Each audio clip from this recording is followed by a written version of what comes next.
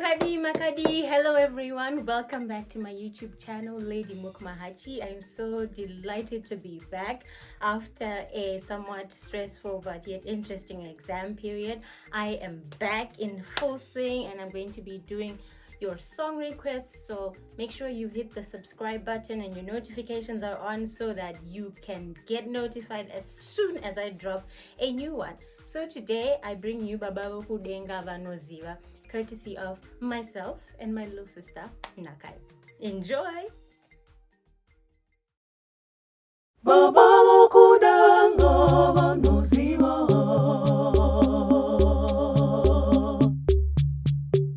Musajija moyo muchiti,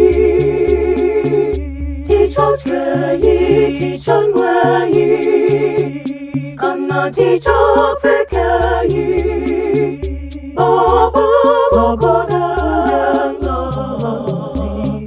Vanoziva, kutizosa semunojidawo. Bababo Kudenga Vanoziva,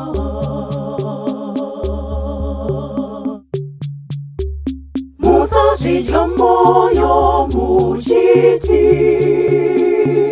Tichachkeyi, tichanweyi, Kana tichafekeyi, Bababo Kudenga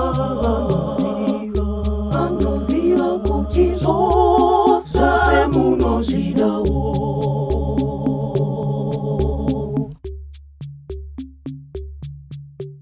Tarira ishiri tadenga, Hadzikari, uye hadzikowi. Musati togujeyu, togunweyi, kupenyu, ukuru pane zvokudya nokunwa.